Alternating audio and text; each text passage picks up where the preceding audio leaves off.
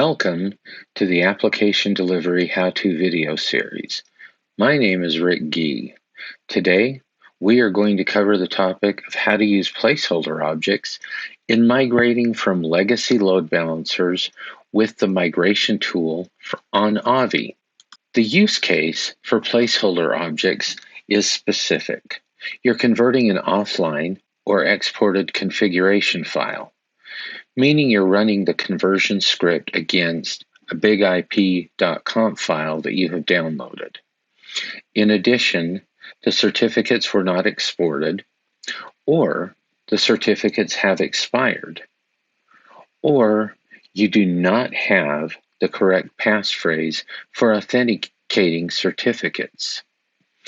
Since these objects are mandatory for converting to the Avi format, the tool completes its work by adding placeholder objects, auto-created certificates.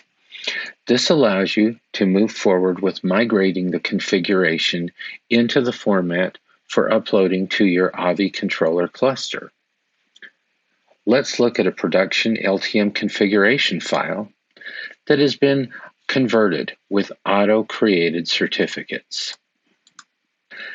Back at my Visual Studio Code, we see that 21 certificates have been created.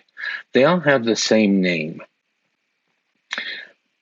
default cert auto created.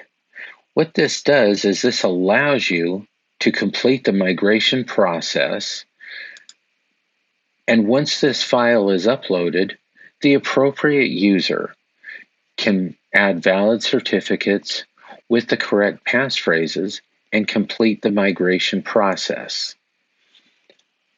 Thanks for watching. Please check out other exciting videos in our Application Delivery How-To series.